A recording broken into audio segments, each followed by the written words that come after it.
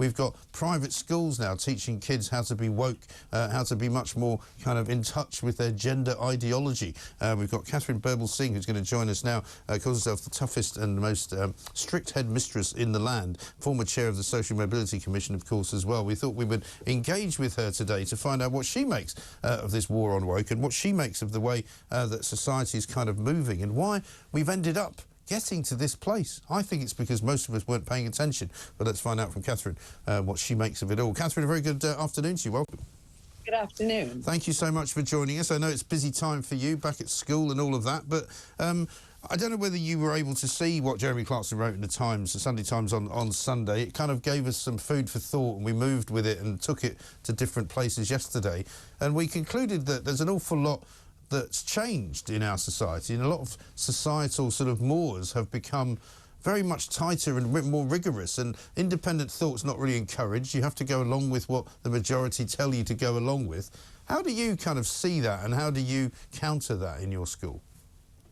Yeah, well, we are a very traditional school, and we think that our role as teachers is to teach maths and English and science and so on. I do think that a more modern way, a more modern approach in education has been to think that our job as teachers is to inspire children to become more radical in their approach to life so that they can overturn the establishment and they can fight back against oppression and so on. And my position is always, look, some of my kids may end up doing that, and some of my kids might become dentists, and that's okay because we need dentists in this world. There should be a variety, and I think unfortunately sometimes the education, some schools can see themselves as a space for inspiring children to sort of rebel against the establishment. And I'm not sure that really should be our role.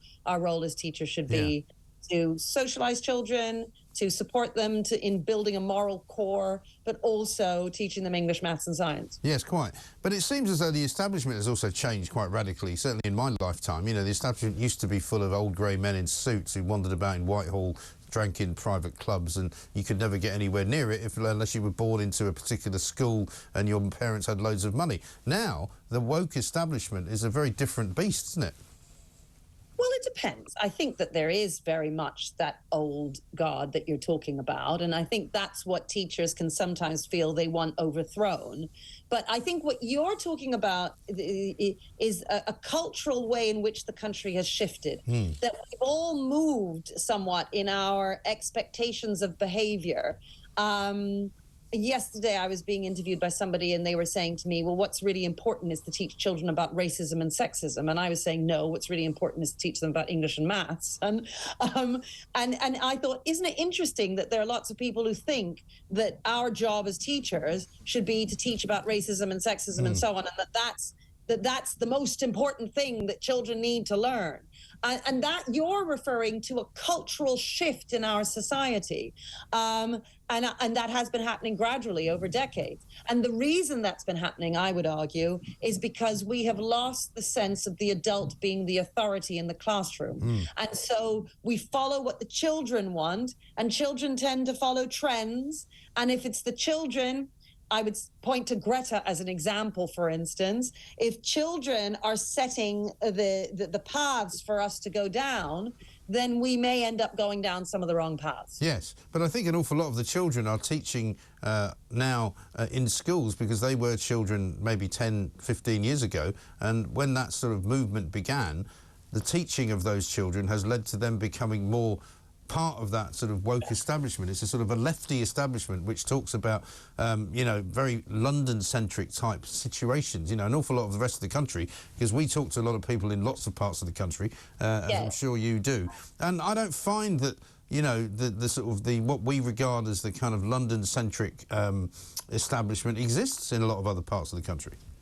Well, I think families might think like that outside, and I think London families may also think like that.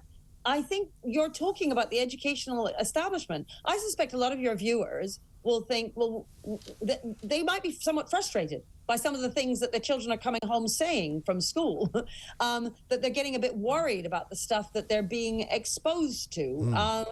I can imagine that, and that is happening across the country, because I do think there is a cultural shift in how we teach things and what our expectations are. For instance, everyone calls me the strictest headmistress in Britain. Yeah. Why? Because right now our PIPs just went, and you don't hear lots of screaming in the background here at school and doors slamming, because my children are moving very quickly and very quietly to their next lesson right now. Now, that is considered so extreme that I'm considered the strictest headmistress in Britain. Right. Once upon a time, that was normal. Yes. It was normal for all schools to behave like that. Sure. You know? But what I suppose what I'm getting at is that it's not just the educational establishment we're talking about here. We're talking about it moving through the educational establishment, but also then inserting itself into the civil service, inserting itself into companies. I mean, companies now are very much more woke than they used to be, even private companies, you know. And, I agree. And so what you might have learned in a sort of sociology class when I was at university has now become the norm. Yes, you're right. And you're absolutely right. About 10, 15 years ago, they're now in positions of authority. And when you talk about London-centric, I suppose I would just say you're talking about the political classes, the media classes. You're talking about a particular group of people. There are I can assure you that our families here, who are just ordinary London families, are not thinking in that kind of way. Right. They're wanting a more traditional education. Families exist both in London and across the country, and they don't necessarily get a look in when it comes to being able to voice their views, because actually those views can be seen as undesirable, you know. So they tell me I'm the strictest headmistress in a way to criticize me, because they don't like our traditional ways of the adult being the authority, leading, learning, and us having high standards of discipline and expecting children to do their homework and to work hard. These are all old-fashioned, small c conservative values that we believe in here at Michaela that can sometimes, I think, get lost in our modern world that, you know, you call woke.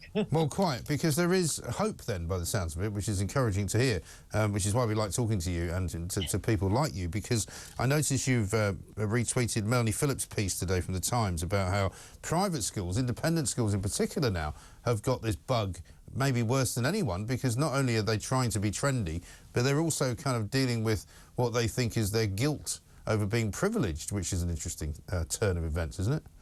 Yes, well, I would say so. It's it can be difficult. I think people feel guilty if they've been to a private school themselves as children, and I think if you're a teacher, you're a little bit ashamed of it. You don't want to admit that you're working in a private school, because our culture makes them feel bad for having anything to do with the private sector. And then the private sector can bend over backwards in order to make up for the fact that they feel so bad about that privilege. So they might embrace decolonization with real gusto. They might indulge their children too much in a way that I would say is not very traditional. You know, I expect children to be stoical, to work hard, to for us to expect more of them, you know, hands out of pocket, stand up straight, all that sort of stuff. Yeah. And I think that we imagine that private schools are real bastions of traditionalism. I don't think that they are as traditional as we imagine that they once were. No, I think that's absolutely right, and it makes sense in a way, because an awful lot, again, of those people whose parents put them in private school are in these kind of woke professions, and so that's what they hear all the time. Which takes me on to an interesting subject. I don't know how you deal with this, if you have had to deal with it. Andrew Tate, a man whose name I didn't even know until a few months ago, when my 15-year-old son started talking about him, and then suddenly he was in the news, and then suddenly he was being interviewed by Piers Morgan, and then suddenly he was arrested. I'm told by people, and I was getting messages about this yesterday, that some schools are telling their kids, if you even mention this guy's name now, because it's become so pernicious within young teenage boys' lives, that you'll get a detention or you'll be getting some form of pastoral interference, you know, something will happen. How do you deal with that? Yeah, well, it's a very good question. So I was just speaking to one of my head of year 11, and he was, you know, he's taken that point of view, right? We need to put them in detention if they do that sign that Andrew Tate does with his hands. And that's fine. But I was saying, what we've got to be Is it, though? Well, I mean, look, you give kids detentions for all sorts of silly things. So, I mean, and if they're doing that and they've been told not to do it, then they are being defiant. So that I don't have a problem with.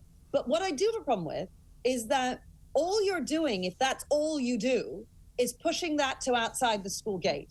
So they won't do it when they're in front of you, but they're having that conversation outside the school gate. And if you want to persuade them that Andrew Tate isn't exactly the kind of man that you necessarily want to be, do you want to be a guy who parades around his 33 cars and says, look how cool I am and I've got all these women? Is that really what it is to be a man? You know, should we respect that? Should we instead respect men who are faithful to their wives, who live decent and dignified lives, that where they give something back to society and have a sense of duty towards others and help people and think about who they are as people and develop themselves and learn through life?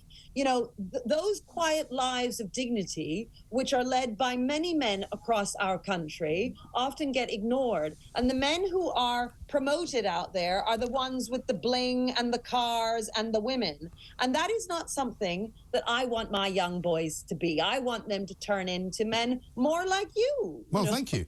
Well, equally, you want to discuss it, though, don't you? That's the point. You don't want to kind of bury it under a bush and say, well, we don't talk about that, because that's, as you say, I think the wrong way to do it. One other thing I wanted to ask you about is something called ChatGPT. Apparently, this is a thing which I had never heard of until this morning, until my producer Aaron told me about it. And I said, well, why don't you put in, apparently this is something you can just talk to, and it's AI, and it will write an essay for you. He put my name into it and said, can you write an essay about Mike Graham? Which it then started to do, rather disturbingly, but it got quite a lot of stuff wrong. It said that I presented Question Time, Newsnight, the Andrew Marr Show. So it got the sort of general gist of what I do right, but it got a lot of details wrong. Do you find a lot of people using that? Well, we are currently investigating, you know, and we're looking. I've got my teachers kind of putting in pretend essays and saying, okay, give me an essay on this and that, so that we can look for what it kind of tells. How can you notice this is a kid who used ChatGPT instead of doing what you asked them to do? Because my real fear is that this will divide our more privileged kids from the less privileged across the country. So what I mean by that is children who have parents who are able to be at home to watch them, to make sure they're not online doing their homework, that instead they're writing it out and using what's in their brains, they'll keep writing at home. And those children who know, oh, you know what, and nobody's around, I'm just going to go on ChatGPT, they're never really going to learn to practice their writing at home. And that's worrying, especially worrying, as I say, for the more disadvantaged child. So we are doing what we can at school here. But I have to say, it is hard. It's interesting that you say they got it wrong. One of my deputies did the same with me and put it in. And I have to say, not only did the ChatGPT write out a wonderful little essay about who Katharine Birbalsingh is, my deputy then put in, can you make the essay more chatty? And ChatGPT rewrote the essay in a far chattier style. Wow. It's amazing, instantly, right? Yeah. The other thing my teachers say is that it's fantastic for setting multiple choice questions, setting quizzes, doing all kinds of stuff. So in fact, ChatGPT can be great in some ways for teachers because it will lessen the workload. But on the other hand, when it comes to the kids, it is a genuine worry. And to your listeners, I would say, parents, beware. Don't let your kids just get on with their homework online, because they will be doing all sorts of nonsense. And when they suddenly produce this miraculous essay, it might not be them who wrote it. It might be ChatGPT. Yeah. Just one final question. It's a short answer, I'm afraid, because we're nearly out of time. It's been brilliant talking to you. Teachers going on strike, should they? Well, you know, that's for each teacher and for each school to see. I can't really say. Look, people strike, I would say, when they are unhappy. And I would say that teachers won't just be unhappy because of pay. There's a whole load of reasons why I can understand behavior being a big problem, bureaucracy being a big problem. And these are things that do need to be addressed in schools. It's something we certainly address at Michaela, but I'm often vilified for doing so. And I think it would be great if we could move our culture in the country to a place where we understand that good behaviour from children is not just good for the kids, it's good for the teachers too. It is indeed. Katharine Birbalsingh, great to talk to you. Thank you very much indeed.